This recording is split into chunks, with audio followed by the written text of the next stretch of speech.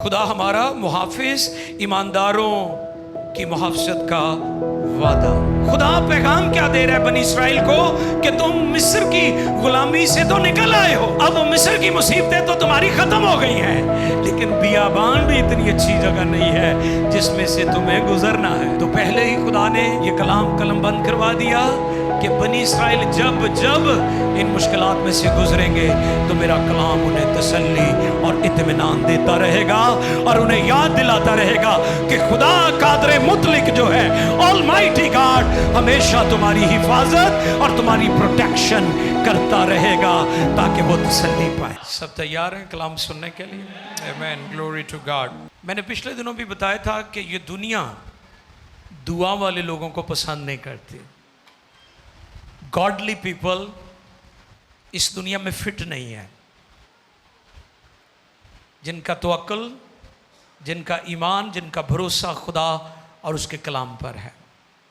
जब चर्च उठा लिया जाएगा तो दुनिया खुशी मनाएगी कि दुआलियां को साड़ी जान छूट गई। लेकिन याद रखें, जो रासबाज हैं,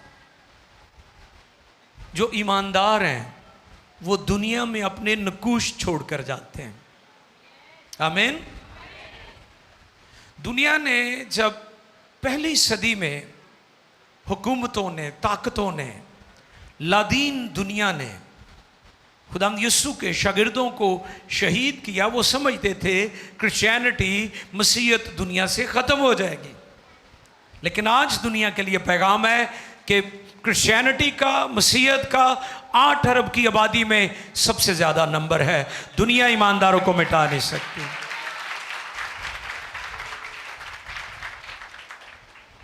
लोग, लिखा है, सजा के हुक्म का सबब क्या है कि नूर दुनिया में आया और लोगों ने तारीकी को नूर से ज़्यादा पसंद किया क्योंकि उनके काम बुरे थे। इसलिए लोगों को रोशनी अच्छी नहीं लगती, क्योंकि रोशनी आपके काम जाहिर कर देती है और खुदा का कलाम रोशनी है, नूर है। बाइबल मुकद्दस, तेरा कलाम मेरे कदमों के लिए चिराग और मेरी राह के लिए रोशनी है। तो हमारी दुआ है कि वो भाई जिसने यीशु मसीह की गवाही देते हुए अपनी जान दी है, वो आसमान पर सितारों की माने चमक रहा है। हालेलुया। वो आसमान पर सितारों की माने चमक रहा है। और उसके ख़ानदान के लिए हमारी दुआ है, खुदा उनकी वाइफ और 2 बच्चे, उनको तसल्ली और इत्मीनान दे। आज का टॉपिक, खुदा हमारा मुहाफिज, और उसका सब टाइटल मैंने आगे रखा है, ईमानदारों की मुहाफ़ज़त का वादा। और अभी हम ज़बूर 91 साम 91 गा रहे थे। भाई आसिफ ने उसकी चंद एक आयात यहाँ पर गाई, और यकीनन हम साल से इस ज़बूर को गा रहे हैं, लेकिन इसको आज और अंडरस्टैंडिंग के साथ और गहरे जो इसके मानी है उसमें इसको समझने की कोशिश करेंगे। आप रेडी हैं ना? बाइबल ज़रूर साथ लाया करें। इस पर मैंने पहले भी बारहा ये बात आपको सिखाई है कि बाइबल मुकद्दस जब आप लाते हैं, और फिर मैंने लिखने की बात भी आपके दरमियान रखी थी कि मूसा ने उनको लिखा। लिखना कितना इंपॉर्टेंट है, कितना ज़रूरी है। जो पैगामात आप सुनते हैं, अगर आप उनको लिखेंगे तो आइंदा वो आपके काम भी आ सकते हैं, क्योंकि सारी बातें याद नहीं रहती। ह्यूमन बीइंग बतौर बशर, बशरी कमज़ोरियाँ होने के सबब से हम सारी बातों को याद नहीं रख सकते। ज़बूर नंबर 91 साम 91, उसकी पहली 2 आयात पढ़ेंगे। वैसे तो पूरा चैप्टर, पूरा बाब पढ़ा जाए तो अच्छी बात है, और उसकी 16 आयात हैं, लेकिन हम उसकी पहली 2 आयात पढ़ेंगे। आओ देखें मुकद्दस कलाम में से ज़बूर नंबर 91 और उसकी पहली 2 आयात। खुदावंद के कलाम मुकद्दस में यूं रकम है, जो हक ताला के पर्दा में रहता है। जी, कलाम खुदा में क्या लिखा है? जो हक ताला के पर्दे में रहता है। वो कादरे मुतलक के साया में वो कादरे मुतलक के साए में सुकूनत करेगा। सुकूनत करेगा। मैं खुदावंद के बारे में कहूँगा, मैं खुदावंद के बारे में कहूँगा, वही मेरी पनाह वही मेरी पनाह और मेरा गढ़ है। और मेरा गढ़ है। वो मेरा खुदा है, वो मेरा खुदा है जिस पर मेरा तवक्कुल है। जिस पर मेरा तवक्कुल तवक्कुल है। है। मुकद्दस कलाम के पढ़े, सुने, समझे और कबूल किए जाने पर खुदावंद की इलाही बरकत। सब कहें आमीन। Psalm 91 बहुत मशहूर ज़बूर है और यहाँ पर चलते चलते मैं ये बात ज़रूर बयान करूँगा। बाइबल मुकद्दस में हमारी हर बीमारी का इलाज है। हालेलुया। बाइबल मुकद्दस में हमारी सब बीमारियों की दवा मौजूद है। पिछले दिनों सैलाब आए तो मैंने देखा सोशल मीडिया पर, पावें जेकर हड़ भी आवे ते नाले पानी करन शोर, खौफ ना करिए पहाड़ां दा ते भावें छड़ जान जा, यानी अपनी जगह भावें छड़ देन, लैंडस्लाइडिंग हो रही है। तो लोगों ने ज़बूरों को गाया और खुदा ने लोगों की हिफाजत भी की और खुदा ने लोगों को तसल्ली भी दी। तो इसलिए मैं कहता हूं कि बाइबल में आपकी सारी बीमारियों की दवाइयां मौजूद हैं। जो भी बीमारी है उसकी दवा बाइबल मुकद्दस में मौजूद है। हालेलुया। ज़बूर नंबर 46 है कि जब आंधियां आई और तूफान उठे तो फिर बनी इस्राइल ने इन ज़बूरों को गाया, क्योंकि खुदा ने सच दिस टाइम या ऐसे औकात और टाइम्स में जब वो अपने आप को अदम तहफ़्फ़ुज़ का शिकार समझ रहे थे कि हम अदम एतमाद का शिकार हैं, अदम तहफ़्फ़ुज़ है, सिक्योरिटी नहीं है, मुहाफ़ज़त नहीं है और कोई मदद करने वाला नहीं, भूख है, प्यास है, सारे हालात में खुदा ने ऑलरेडी अपने कलाम को हमारे लिए कलम बंद करवा दिया है। तो फिर बनी इस्राइल मुख्तलिफ टाइमिंग्स में इन ज़बूरों को गाते थे। लेकिन आज हमारा जो ज़बूर है वो ज़बूरों की किताब में से, ज़बूरों की 5 किताबें नोट कर लें। कितनी है जी? 5 किताबें हैं। और आज का जो ज़बूर है ये ज़बूरों की 4थी किताब है। अगर आप 90 ज़बूर को निकालें मेरे साथ, पिछले ज़बूर में पिछले सफ़े पर आए, ऊपर मोटा लिखा हुआ है 4थी किताब। उसका पहला ज़बूर 90 ज़बूर और उसका सरनामा क्या है? देखें, मर्दे खुदा मूसा की दुआ। इससे पहले कि बनी इस्राइल मिस्र से निकलते और वो बियाबान का सफ़र करते, खुदा ने मूसा को पहले ही ये कलाम दे दिया था ताकि बनी इस्राइल की मदद की जाए, उनकी रहनुमाई की जाए कि तुमने हालात से घबराना नहीं है, खुदा का कलाम तुम्हारी मदद के लिए मौजूद है।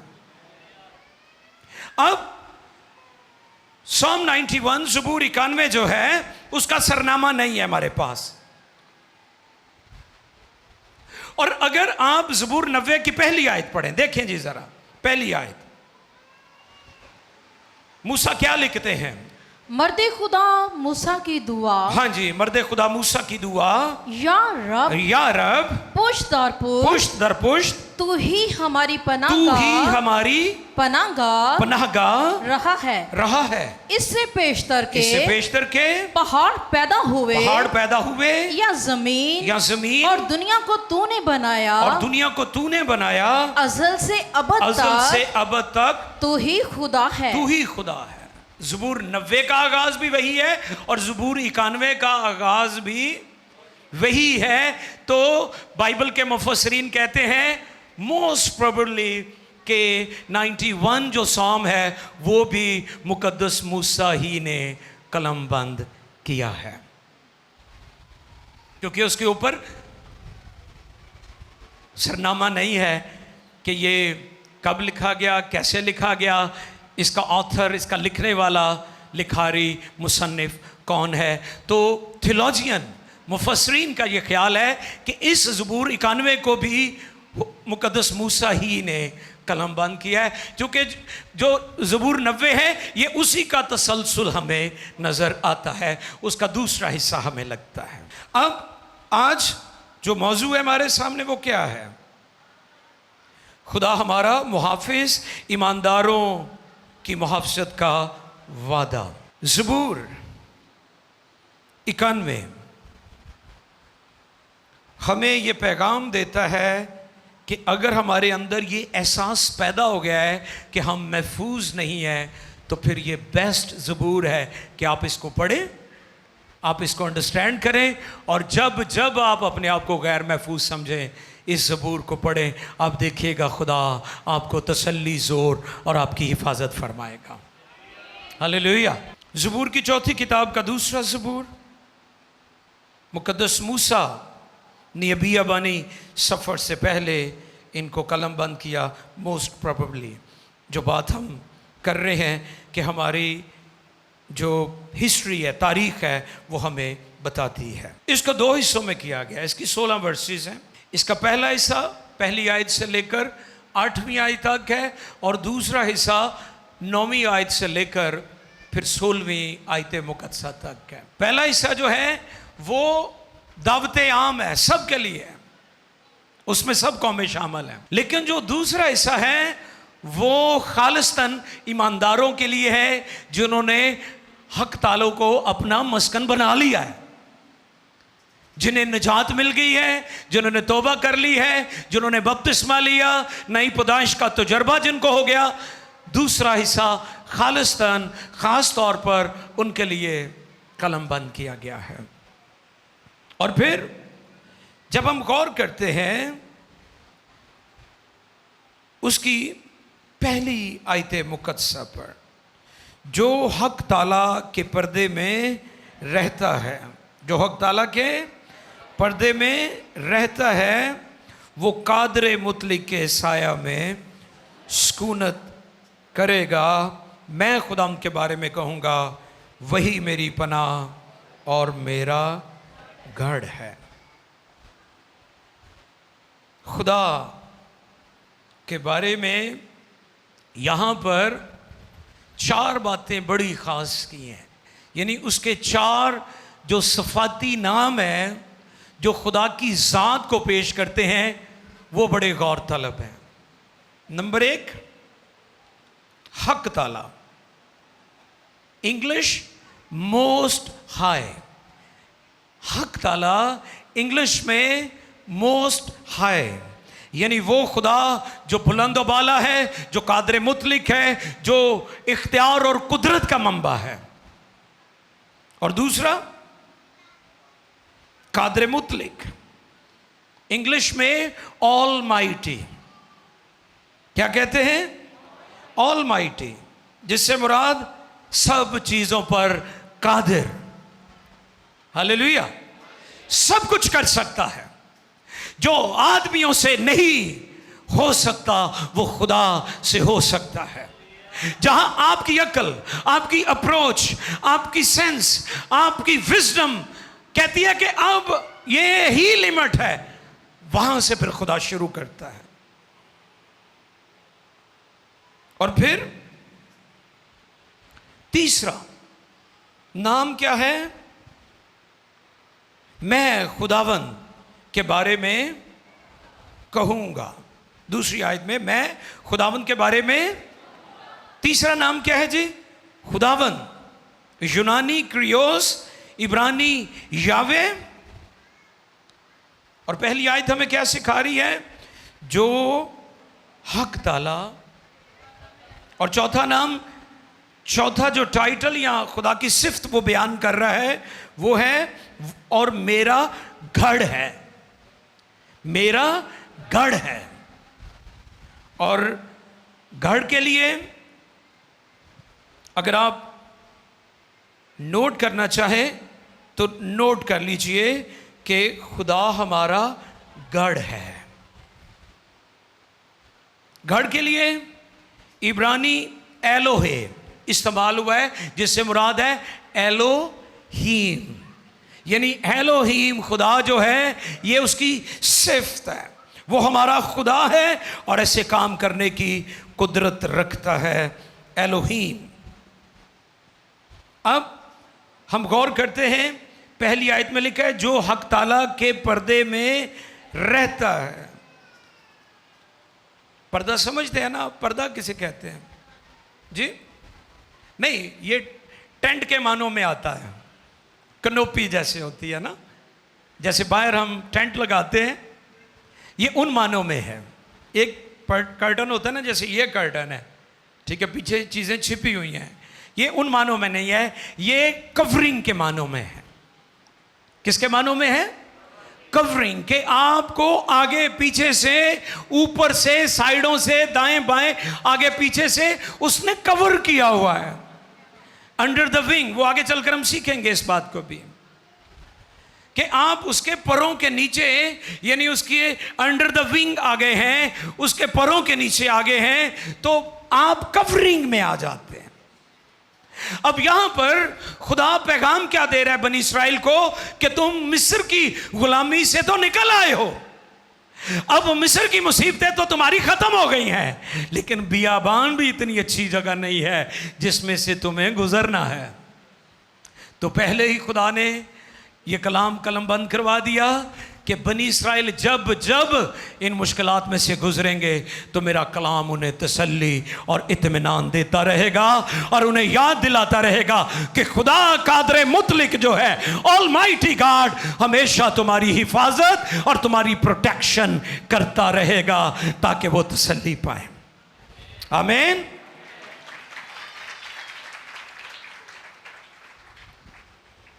और फिर उसकी हुजूरी में जो जो आता है वो कादर मुतलिक के साया में आ जाता है, उसके शैडो में आ जाता है। शैडो की कब आपको जरूरत पड़ती है? जब धूप सताती है। आपको पता है जब बनी इस्राइल बियाबान में से गुजरे तो रात के वक्त खुदा आग के सतून में और दिन के वक्त बादलों की सूरत में उनकी हिफाजत करता रहा, खुदा का कलाम बताता है। टॉपिक क्या है आज का? खुदा हमारा मुहाफिज है। ईमानदारों की मुहाफ़ज़त का वादा है, ये टॉपिक है। खुदा ने पहले ही कलाम कर दिया कि मैं तुम्हारी हिफाजत करूंगा, मैं तुम्हारी प्रोटेक्शन करूंगा, मैं तुम्हें महफूज करूंगा। और हम सीख रहे हैं कि साया जो है वो आपके साथ साथ चलता है। आपके सबसे ज्यादा करीब जो चीज है वो आपका साया है। पता है आपको? जो सबसे करीब तर आपके पास होता है आपका साया है। कई लोग मोहब्बत में आकर कहते हैं ना, मैं शायद ही तरह तेरे नाल रवांगा, कहते हैं ना, ये अक्सर फिक्रा हम सुनते हैं कि मैं साये की मानिंद तेरे। आपका साया आप में से निकलता है।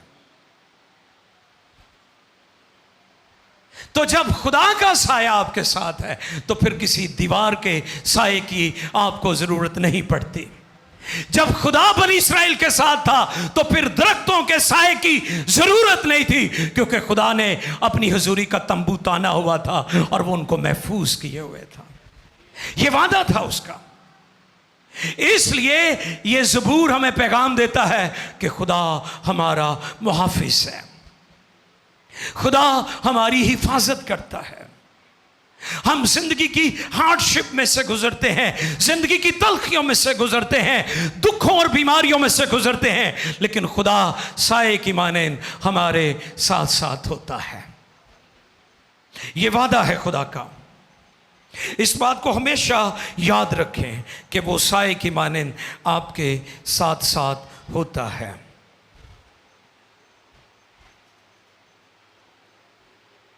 मैं खुदा के बारे में कहूँगा, ये उसके ईमान का इजहार है, ये उसकी फेथ स्टेटमेंट है। आप खुदा के बारे में क्या कहते हैं? जो कुछ आप कहते हैं वो आपकी फेथ स्टेटमेंट है। इस पर हम बार बार सुन चुके हैं कि लोगों का जो तसव्वुर खुदा है वो दुरुस्त नहीं है। जैसे लोग खुद हैं उन्होंने खुदा को भी वैसे ही बना लिया है। जैसे वो सोचते हैं वो समझते हैं कि खुदा हमारी सोच के मुताबिक करेगा, जबकि ऐसा नहीं है। हम मखलूक हैं और वो खालिक है, वो ऑलमाइटी है, वो कादर मुतलिक है। और फिर तीसरी आयत में लिखा है, वो तुझे स्याद के फंदे से और मोहलिक वबा से छुड़ाएगा। तीसरी आयत पढ़िए जी। क्योंकि वो तुझे सियाहत के फंदे से और मोहलिक वबा से छुड़ाएगा। सियाद शिकारी, किसको कहते हैं? शिकारी को। हंटर, फाउलर किसको कहते हैं जी? सियाद किसको कहते हैं? ज़बूर 91 में अगर आपसे कोई पूछे जी ये लफ्ज़ सियाद लिखा हुआ है इसका मतलब क्या है, तो क्या बताएंगे आप? शिकारी। अब शिकारी क्या करता है? शिकारी हमेशा शिकार को धोखा देता है। और शिकारी कौन है? इब्लीस। शिकारी कौन है? बोले इब्लीस, शैतान, उसकी बदरू है। उसका काम क्या है? धोखा देना। क्या काम है जी उसका? और धोखा किसको देता है? शिकार को। शिकार कौन है? शिकार वो हमें करता है। इब्लीस खुदा का भी दुश्मन है और जो लोग खुदा के हैं वो उनका भी दुश्मन है। शिकारी क्या करता है? धोखा देता है। सबसे पहले वो चीट करता है। चीट करना इब्लीस का काम है क्योंकि वो शिकारी है। और चीट कैसे करता है? मछली को पकड़ने के लिए शिकारी क्या करता है जी? नहीं, जाल तो आखिरी हरबा हुंदा है, कुंडी नाल की लाया हुंदा है। हाँ, केंचुआ, वो गडोया जिन्हों कहते ने पंजाबी च। तुसी जिन्नी मर्जी कुंडी सुटी जाओ, मछली आपके धोखे में कभी नहीं आएगी। तब ही आएगी जब वो अपनी खुराक लेने आती है। वो समझते कि मेरी खुराक है। वो ये नहीं जानती कि जो शिकारी है वो तो उसे धोखा दे रहा है, चीट कर रहा है। ये खुराक जो उसने फेंकी है ये दर हकीकत खुराक नहीं, इसके पीछे उसकी मौत है। और इब्लीस भी ऐसे करता है। इब्लीस कहता है खुदा ने तो तुहाड़ियां जरूरतां पूरियां नहीं कीतियां, मेरे अल आ जाओ तो मैं तुहाड़ियां जरूरतां पूरियां कर देंगा। और क्या आप ये समझते हैं कि वो आपकी ज़रूरत खुराक पूरी कर देगा? वो आपके साथ सिंसियर है? No no no no no no, never. ऐसा कभी हो ही नहीं सकता। शिकारी शिकार के साथ धोखा करता है, चीट करता है। और यही काम इब्लीस और उसकी बदरूहें आज दुनिया में कर रही हैं ताकि वो लोगों को चीट करे, लोगों को ट्रैप करे, लोगों को शिकार करे। और इस तरह लिखा है चोर नहीं आता मगर चुराने, मार डालने, हलाक करने। यीशु ने कहा मैं इसलिए आया कि वो जिंदगी पाए और कसरत से पाए। वो क्या करता है? वो आपको धोखा देता है, चीट करता है। आइए देखिए जरा दूसरा कुरिन्थियों दूसरे बाब की 11वीं आयत। 2 Corinthians chapter 2 verse 11। दूसरा कुरिन्थियों दूसरे बाब की 11वीं आयत है मुकद्दसा जी। ताकि शैतान का हम पर दाव ना चले, क्योंकि हम उसके हीलों से ना वाकिफ नहीं। पौलुस रसूल ने यहाँ पर क्या तालीम दी कुरिन्थियों के ईमानदारों को कि भोले और सादे ईमानदारों, तुम इब्लीस की चालाकियों को जानते हो, तुम उसकी धोखाधड़ी से वाकिफ हो, तुम उसकी मकारी और फरेब को जानते हो। वो ये सब कुछ धोखा देने के लिए कर रहा है, तुम्हें चीट कर रहा है, लिहाजा उसका कोई दाव पेच तुम पर ना चले। हम पर इब्लीस का कोई, हाँ जी, क्योंकि हम उसके हीलों से नावाकिफ नहीं। हम जानते हैं कि वो डिसीव करता है। उसने पहले इंसान आदम और उसकी बीवी को भी डिसीव किया, उसने उनको भी धोखा दिया था। वो ट्रुथ को ट्विस्ट करता है, सच्चाई को तोड़कर मरोड़कर पेश करता है, जो काम आज की बिदअतें भी कर रही हैं। आयात वही होती हैं लेकिन तशरीह वो अपने तरीके से करती हैं। और बहुत सारी दूसरी कौमों वाले भी बाइबल की आयात को अपने तरीके से पेश करने की कोशिश करते हैं। और यही काम इब्लीस भी करता है कि बाइबल की आयात को वो अपने तरीके से ट्विस्ट करके, उनको तोड़कर मरोड़कर अपने तरीके से लोगों के सामने रखता है। तो इस तरीके से लोग उसके जाल में फंस जाते हैं। अब शिकारी क्या करते हैं? वो शिकार को धोखा देता है। इब्लीस धोखेबाज है। एक बाइबल का मुफस्सिर कहता है, इब्लीस ईमानदारों की ख्वाहिशों का एहतराम करता है। नोट कर लें इस बात को। इब्लीस ईमानदारों की ख्वाहिशों का एहतराम करता। तुसी खुश हो जाते हो कि बड़ा चंगा है भाई, ऐ मेरी ख्वाहिश का एहतराम करन दिया है।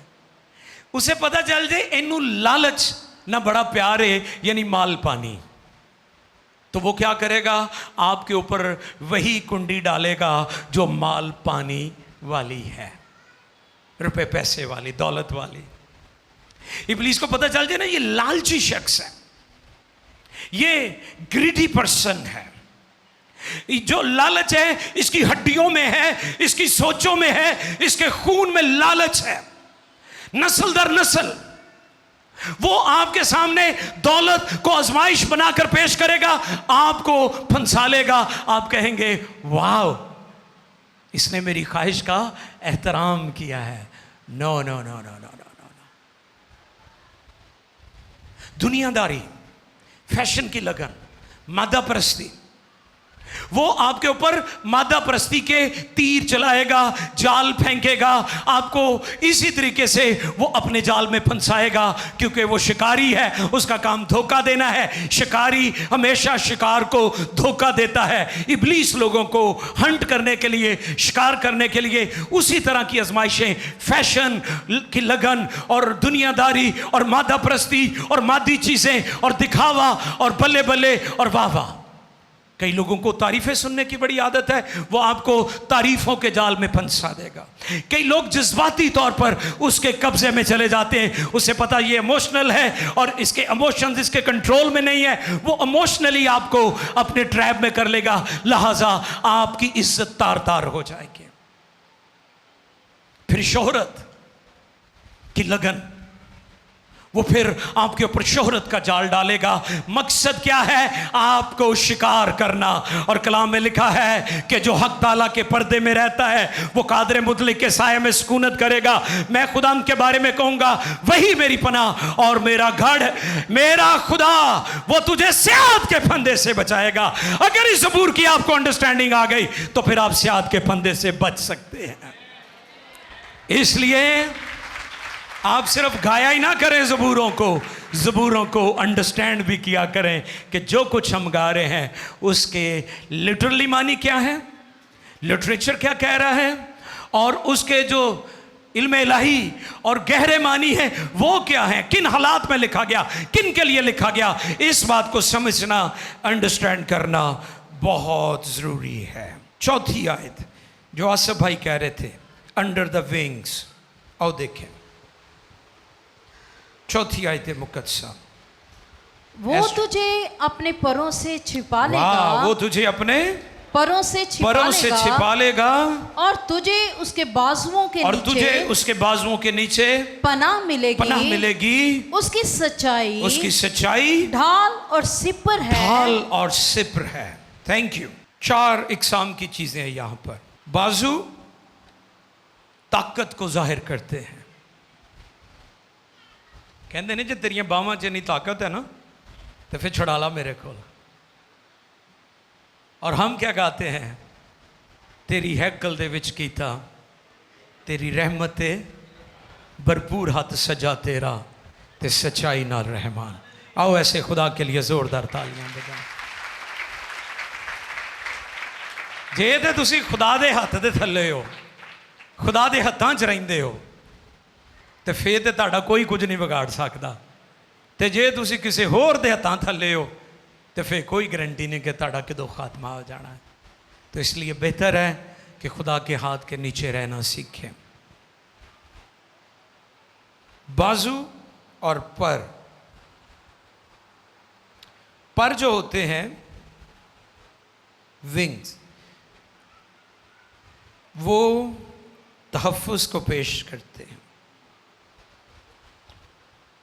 मुर्गी के बारे में लिखा है जैसे मुर्गी अपने बच्चों को, जी बहनों बोल दिया करें, मुझे पता लगता रहता है कि भाई अभी तवज्जो है आपकी मेरी तरफ। जैसे मुर्गी अपने बच्चों को, शाबाश। आपको पता परिंदे ऊपर चीलें भी होती हैं और औकाब भी होते हैं जो मुर्गी के बच्चों को उठा के ले जाते हैं। मुर्गी क्या करती है? मुर्गी अपने बच्चों को परों के नीचे छिपा लेती है। अब बच्चे तो छिप गए हैं, वो नहीं नजर आएंगे क्योंकि उसने अपने परों के नीचे उनको छिपा लिया है। कौन नजर आ रहा है? मुर्गी। उसके पर नजर आ रहे हैं।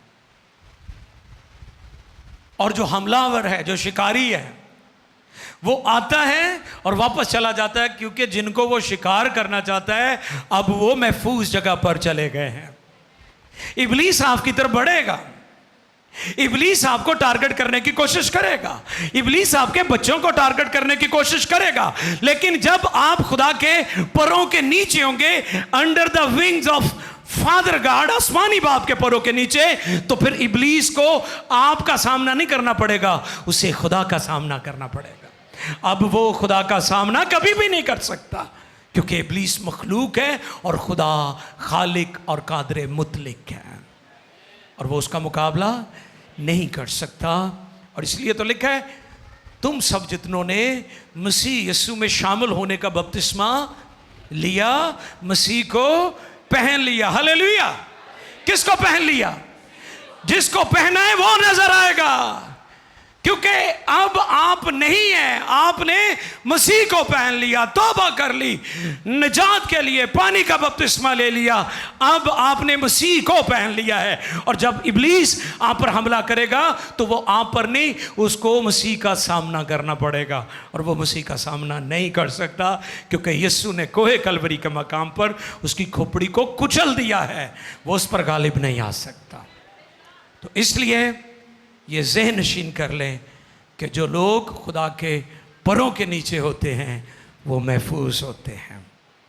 बीमारियों से, वबाओं से, पेंडेमिक से, कुछ भी हो, वो महफूज होते हैं। और फिर आगे क्या लिखा है? तू ना रात की हैबत से डरेगा, हाँ जी, सियाद के फंदे और मोहलिक वबा से छुड़ेगा, वो हाँ तुझे अपने परों से छिपा लेगा जी, और तुझे उसके बाजुओं के नीचे पनाह मिलेगी। हाँ जी, आगे उसकी सच्चाई ढाल और सिपर है। Thank you. ढाल और सिपर, ये क्या है जी?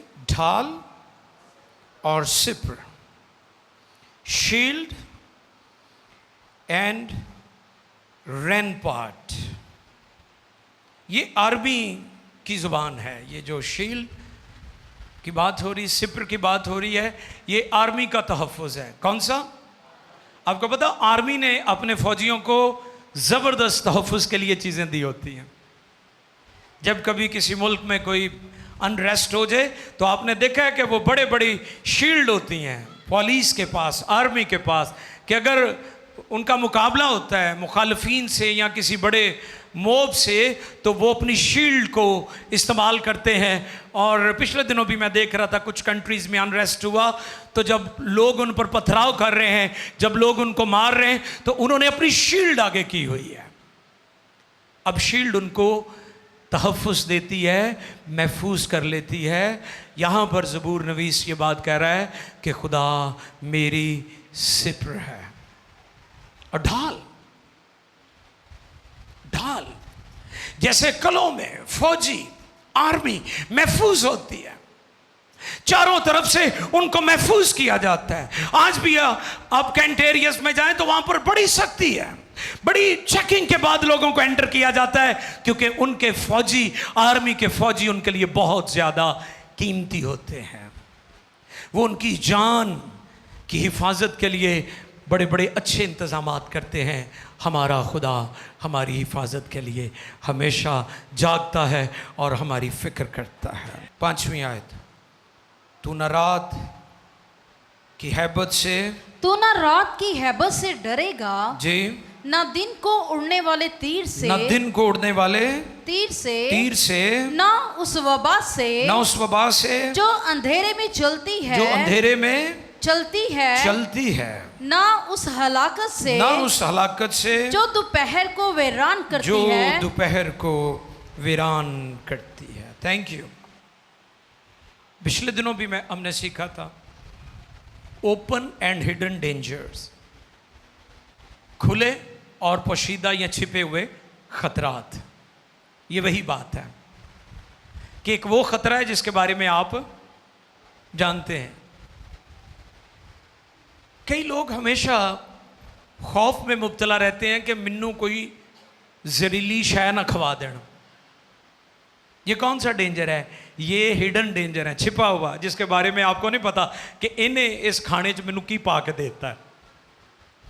लेकिन बाइबल का वादा है, इंजील में ये बात लिखी है कि अगर वो कोई हलाक करने वाली चीज़ पिएंगे तो उन्हें कुछ ज़रर ना पहुंचेगा।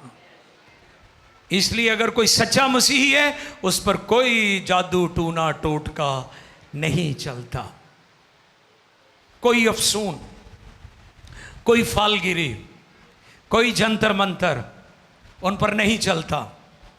हमारा ये ईमान है, मसीही तालीम है, बाइबल की सच्चाई है कि अगर दावीज़ गंडे, टूने टोटके, जादूगर आपके खिलाफ जो मर्जी जादूगरियां करते रहे, इस पर पहले भी मैंने बताया था कि जादूगर जितना मर्जी ताकतवर हो, वो किसी आम सादे से मसीही का भी मुकाबला नहीं कर सकता, क्योंकि वो कवरिंग के अंदर होता है, यीशु के लहू में छिपा होता है, कफारे में छिपा होता है। खुदा ने उसे अपने परों में छिपाया होता है, क्योंकि खुदा ने उसकी हिफाजत का जिम्मा लिया हुआ है। खुदा उसकी प्रोटेक्शन करता है। ये खुदा का वादा है।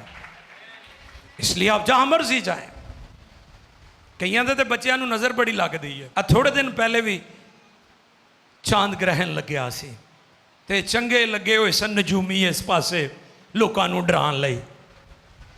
तो मैं फिर रिपीट कर देता हूं, दिने सूरज ना तेनू, हाँ ते राती चन्न भी। ये जिन्ने मर्जी ब्लड मून होंदे जान, चांद ग्रहण होंदे जान, मसीहों जिनका ईमान खुदा पर, बाइबल पर है, ना उन पर कोई असर होगा, ना उनकी नस्लों पर, और ना वो नस्लें जो आने वाली हैं, वो औलाद जो खुदा भी आपको देने वाला है, उस पर भी कोई असर नहीं होगा, क्योंकि ये उसका वादा है। तो ये ज़बूर मिसियानिक ज़बूर भी है, क्योंकि इसमें अगर हम अगले हिस्से में जाएं पैगाम लंबा हो जाएगा, लेकिन मैं चाहूँगा कि अगर हम 9वीं आयत से 16वीं आयत पढ़ें तो ये दूसरा हिस्सा है। जी, खुदा की खादमत से मैं रिक्वेस्ट करूँगा कि वो पढ़ दें ताकि हमें पता चल जाए। इस पर फिर कभी पैगाम हम सुन लेंगे, लेकिन दूसरा हिस्सा सुनिए 9वीं आयत से। पर तू ऐ खुदावन मेरी पनाह है। ये दूसरा हिस्सा शुरू हो गया, बात वही है जो पहली आयत में कही है। जी, पर तू ऐ खुदावन मेरी पनाह है, तूने हक ताला को जी अपना मस्कन बना लिया है। अब ये ईमानदारों की बात हो रही है। पहले जर्नल इनविटेशन था, जर्नल अंडरस्टैंडिंग थी लोगों के लिए। अब ये ईमानदार शुरू हो गए हैं, क्योंकि तूने हक ताला को अपना मस्कन बना लिया है। बना लिया। अब ज़बूर नवीस इस नतीजे पर पहुंच गया है कि खुदा जो मेरा मस्कन है, मेरे छिपने की जगह है, मेरे रहने की जगह है, उसके बारे में उसकी जो स्टेटमेंट है वो सुने जी। तुझ पर कोई आफत नहीं आएगी जी, और कोई वो बात तेरे खैमा के नजदीक ना पहुंचेगी, क्योंकि वो तेरी बाबत अपने फरिश्तों को हुक्म देगा जी कि तेरी सब राहों में तेरी हिफाजत करें। शुक्रिया। ये अब मिसियानिक ज़बूर हो गया है, मसीहाई जिसमें नजर आती है। यानी यीशु मसीह के बारे में जब आजमाए गए हैं खुदा 40 डेज में, 40 डेज प्रेयर एंड फास्टिंग में थे खुदावंद, तो वहां पर ये बात पूरी हुई है कि वो तेरी बाबत लिखा हुआ है, क्योंकि वो तेरी बाबत अपने फरिश्तों को हाँ हुक्म हुक्म देगा कि तेरी सब राहों में तेरी हिफाजत करें। वो तुझे अपने हाथों पर उठा लेंगे, ताकि ऐसा न हो कि तेरे पांव को पत्थर से ठेस लगे। तो शेरे बबर और अफई को रौंदेगा। तू जवान शेर और अजदहा को पामाल करेगा। चूंकि उसने मुझसे दिल लगाया है, इसलिए मैं उसे छुड़ाऊंगा, मैं उसे सरफराज करूंगा, क्योंकि उसने मेरा नाम पहचाना है। वो मुझे पुकारेगा और मैं उसे जवाब दूंगा। मैं मुसीबत में उसके साथ रहूंगा। मैं उसे छुड़ाऊंगा और इज्जत बख्शूंगा। मैं उसे उम्र की दराजी से आसूदा करूंगा और अपनी नजात उसे दिखाऊंगा। सब सर झुक जाए, आंखें बंद कर लें।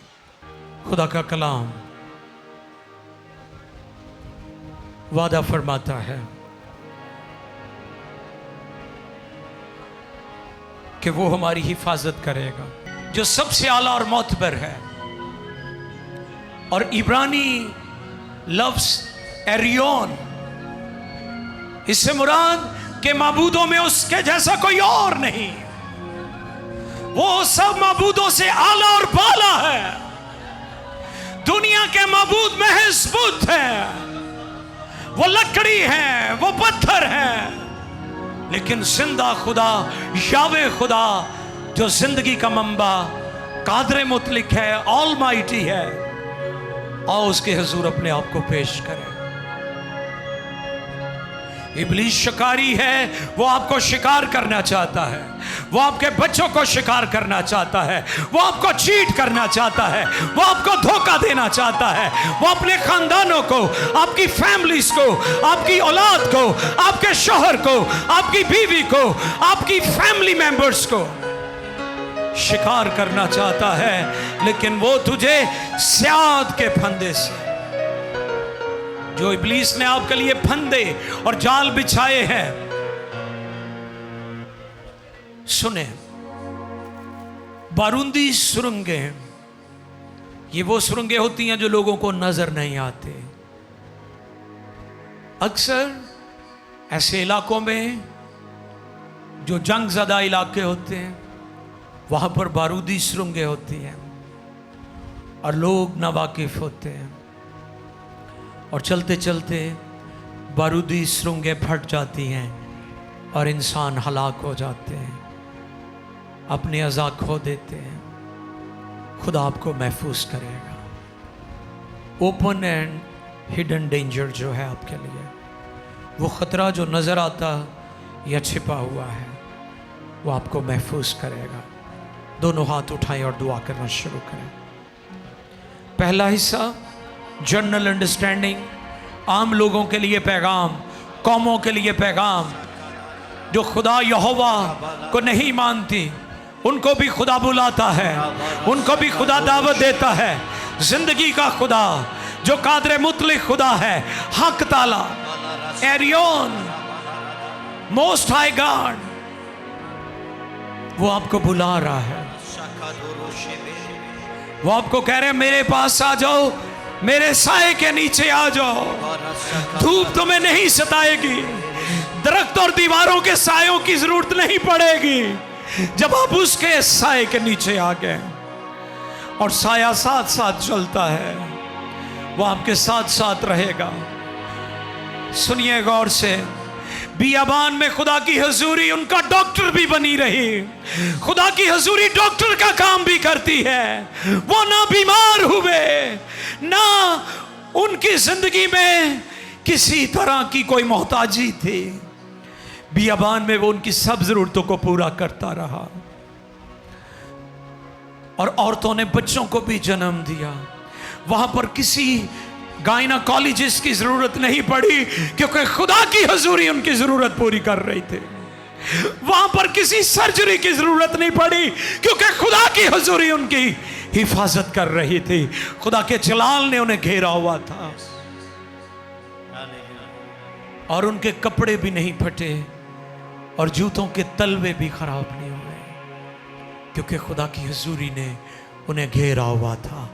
खुदा की हजूरी आपको घेरे हुए है। दुआ करना शुरू करें। आज के पैगाम को अपनी जिंदगी में लें। नाजरीन भी, हाजरीन भी, जो देख रहे हैं, जो बाद में भी देखेंगे, सब दुआ करो, सब दुआ करो। खुदा की हजूरी डॉक्टर भी है। खुदा की हजूरी भूख और प्यास भी मिटाती है। खुदा की हजूरी जरूरतों को भी पूरा करती है। खुदा के वादे, उसके फरमुदात, उसकी बातें, उसकी शहादतें आपकी हर एक जरूरत को पूरा कर देती।